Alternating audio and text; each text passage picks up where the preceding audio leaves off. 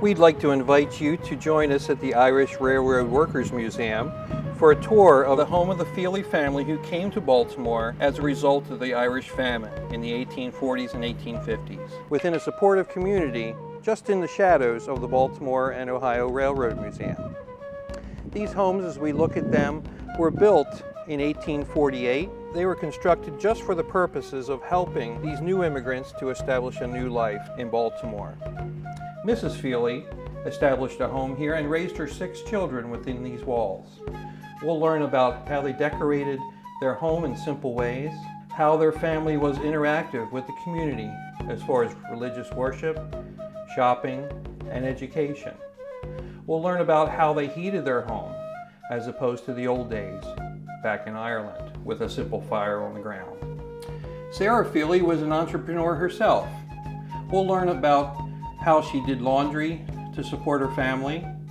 We'll learn about how she cared for boarders in her home and how her life was one of industry and purpose. When you come, we'll go upstairs and we'll see their bedrooms. We'll see where they slept.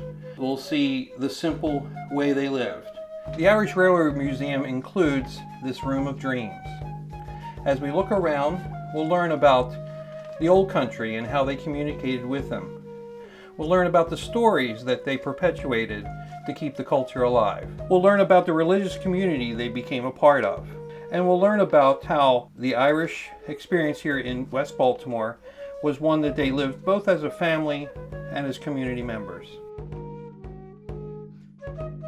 We'll learn about the simple way they lived, but to them must have been a palace. And we'll be learning about the workplace of the men of the family. James Feeley began his career as a laborer for the Baltimore and Ohio Railroad. Later he became a boiler maker, and his sons joined him in those trades. You'll come and enjoy these displays that explain what they did and how their work was important to the development of the community and the country. We also welcome you to learn about their religious experience here in Baltimore. The Catholic community created St. Peter the Apostle Church for the Irish immigrant, that they could come here and worship freely without restriction as they experienced in Ireland. When they came, not only did they receive religious training, but also their children were educated, a rarity in Ireland at the time. Come join us up in the attic, where we have a quasi-pub. It's an interesting spot.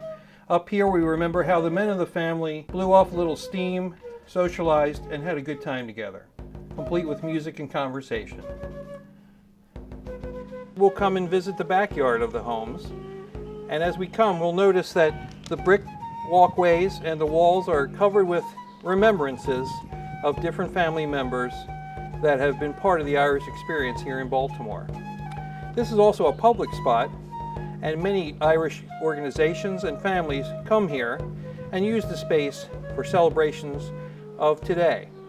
We'd invite you to contact us to learn about how you could use this area for your next gathering. By 1997, these homes were abandoned.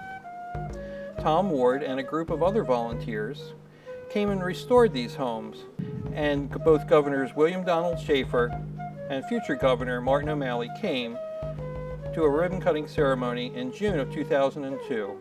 We invite you or your group to come and join us for a tour, and we'll look forward to seeing you at the Irish Railroad Workers Museum.